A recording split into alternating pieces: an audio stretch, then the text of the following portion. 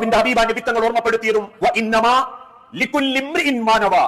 നിങ്ങൾ എന്താണോ മനസ്സുകൊണ്ട് ചിന്തിക്കുന്നത് അത് അള്ളാഹു തരും. പണമാണോ റബ്ബ് തരും, പ്രശസ്തിയാണോ റബ്ബ് തരും, അധികാരമാണോ റബ്ബ് തരും, നാലാളുകൾക്ക് മുൻപിൽ തരക്കേടില്ലാത്തൊരു മുത്തഖിയാണ് എന്ന് ബോധ്യപ്പെടുത്താനാണോ അതും റബ്ബ് തരും.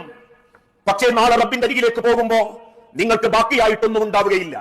അതുകൊണ്ട് തന്നെ നിങ്ങൾ ജീവിക്കേണ്ടതും എന്റെ റബ്ബിനെ കണ്ടുമുട്ടണം, എനിക്ക് എന്റെ റബ്ബിനെ നേരിട്ടൊന്ന് കാണണം എന്നൊരൊറ്റ മനസ്സോടെ ജീവിച്ചാൽ മതി. അള്ളാഹ് എല്ലാവർക്കും മുൻപിലും പ്രത്യക്ഷപ്പെടില്ല. നാളെ ആഖിറത്തിൽ ചെല്ലുന്ന സമയത്ത് പോലും ആർക്കാണ് റബ്ബിനെ ഒന്ന് കൺകുളിർക്ക കാണാൻ പറ്റുക എന്ന് ലോകത്തിന്റെ ഹബീബായ നബി തങ്ങളോട് ചോദിച്ചപ്പോ അള്ളാഹുവിന്റെ റസൂൽ ഓർമ്മപ്പെടുത്തി, ഫമൻ കാന യർജു ലിഖാ റബ്ബിഹി, റബ്ബ് പറഞ്ഞിട്ടുണ്ട് അള്ളാഹുവിനെ കണ്ടുമുട്ടണം എന്ന ആഗ്രഹത്തോടുകൂടി എല്ലാം റബ്ബിൽ അർപ്പിച്ചും സ്നേഹിച്ചും ആർക്ക് റബ്ബിന്റെ മാർഗത്തിൽ ജീവിക്കാൻ പറ്റുന്നുവോ തീർച്ചയായും ലിഖാ റബ്ബിഹി ഫൽയഅമൽ അമലൻ സ്വാലിഹ, അങ്ങനെ അള്ളാഹുവിനെ ഓർത്തുകൊണ്ട് നല്ലത് ചെയ്യുന്നവർക്ക് പടച്ചോനെ കാണാൻ പറ്റും. ആ മനസ്സിന്റെ നിയ്യത്ത് അല്ലാഹ്ക്കറിയാം, ആ മനസ്സിന്റെ തേട്ടം അല്ലാഹ്ക്കറിയാം.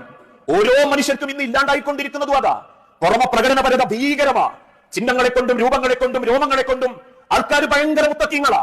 പക്ഷെ മനസ്സും നാവും ശുദ്ധമാകുന്നില്ലെങ്കിൽ, അവന്റെ ഇടപാടുകളും ഇടപെടലുകളും ശുദ്ധമാകുന്നില്ലെങ്കിൽ, അവന്റെ കുടുംബവും വ്യക്തിജീവിതവും പാപ്പരാണെങ്കിൽ എത്രയേറെ അഭിനയിച്ചാലും എത്രയേറെ നമ്മൾ കാണിച്ചു കൂട്ടിയാലും മനസ്സിന്റെ ഉള്ളറകളിലുള്ള നിയ്യത്തറിയുന്ന റബ്ബ് അതിനനുസരിച്ചിട്ടുള്ള മടക്കവും ജീവിതവും മാത്രമേ നമുക്ക് ഓരോരുത്തർക്കും നിശ്ചയിക്കുകയുള്ളൂ. എന്നിട്ട് അള്ളാഹുവിന്റെ ഓർമ്മപ്പെടുത്തൽ